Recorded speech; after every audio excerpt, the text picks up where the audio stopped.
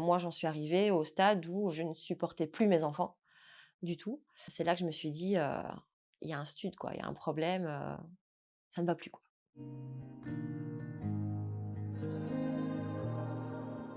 Je faisais que crier.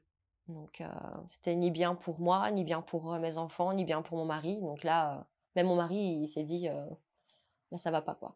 Je pleurais tout le temps, j'avais envie de rien, j'avais juste envie de rester dans mon lit et qu'on me foute la paix, j'avais envie de me barrer. C'était le plus gros symptôme, c'était ça, l'envie de partir, en fait.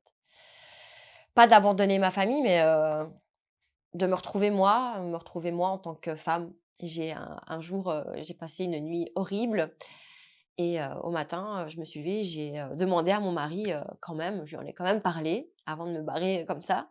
Je lui ai dit: «Voilà, bah, écoute, ça va pas, il faut que je m'en aille, quoi». Donc je suis partie, 3 jours, 3 nuits de la maison. Je me suis, sauvée à la mer. Je dirais pas que ça a changé quelque chose parce que le retour de karma après, derrière, m'est retombé dessus, mais voilà, il fallait que je parte. Il fallait que je parte. C'était quelque chose qui, me trottait dans la tête déjà depuis plusieurs semaines et je l'ai fait et j'étais contente de l'avoir fait. Ça a été dur parce que j'ai beaucoup pleuré, sur la route, j'ai beaucoup pleuré, à l'hôtel, et mais voilà, il fallait que je le fasse. Il fallait que je m'en aille pour me retrouver, 3 jours toute seule.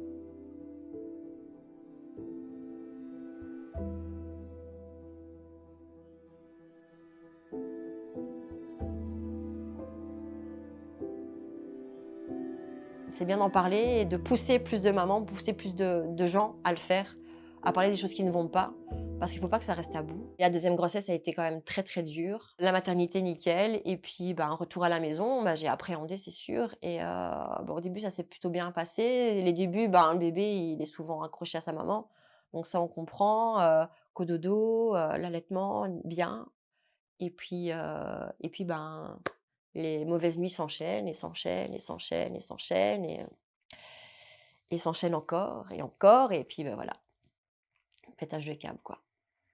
Le manque de sommeil, c'est une catastrophe. Ça me bah, d'ailleurs, cette nuit, je n'ai dormi que même pas 3 heures, hein. La nuit d'avant, pareil, la nuit d'avant, rebelote. Une nuit n'est pas l'autre. Il me fait en général une nuit correcte par mois, voire 2. À ce moment-là, on dit: «Alléluia, on est heureux». Mais sinon, il se réveille, le plus souvent, c'est une fois par nuit quand on a de la chance. Sinon, il peut se réveiller 3, 4 fois. Mais le problème, c'est qu'il reste réveillé pendant 2 heures, des fois 3 heures. Le plus dur pour moi, parce que je suis une maman hypersensible, ça non plus, on n'en parle pas beaucoup de l'hypersensibilité. Le plus dur pour moi, ce sont les bruits, et donc quand mes enfants, jouent, quand mes enfants crient, quand mes enfants pleurent, ben, ça me rend dingue, en fait. C'est quelque chose qui me fait sortir de mes gonds, et j'ai beaucoup de mal à me maîtriser par rapport à ça. Bon, j'y travaille. C'est quelque chose d'assez sensible à dire, mais oui, parfois, ça m'est arrivé d'avoir envie de me faire mal parce que je me déteste dans ce que je suis devenue, et pardon, et donc bah, j'arrive parfois à des moments où, je me déteste très fort, et d'avoir des idées noires par rapport à ce que je suis et par rapport à ce que je vis. Et on se dévalorise alors qu'on fait de notre mieux, et on fait sans doute, tout ce qu'on peut faire, mais c'est jamais assez bien. Ma petite voix intérieure me disait, «Non, Jisou, ne reprends pas le travail, c'est pas le moment».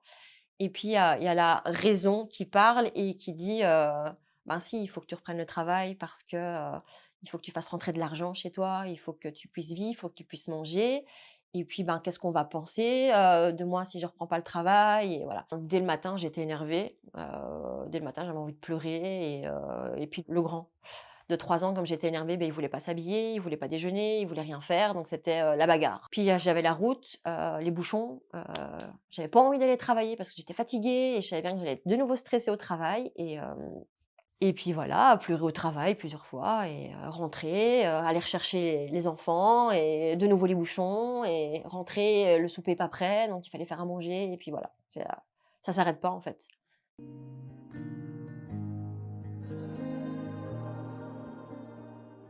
Et il m'a dit: «Ça va pas, quoi. Là, tu es en dépression du postpartum, il faut que tu t'arrêtes», et là, je me suis arrêtée. J'ai la chance d'avoir un mari qui est très à l'écoute, donc il m'a jamais jugée, par rapport à mon état, psychologique. Il m'a jamais jugée quand j'ai crié sur les enfants. Bon, parfois il me dit: «Là, tu exagères», donc il a raison, hein, mais voilà, il est bienveillant envers moi et heureusement parce que sinon, je sais pas comment j'aurais fait. Donc j'essaie d'être plus à l'écoute de moi-même et j'espère que sur le long terme, ça va porter ses fruits.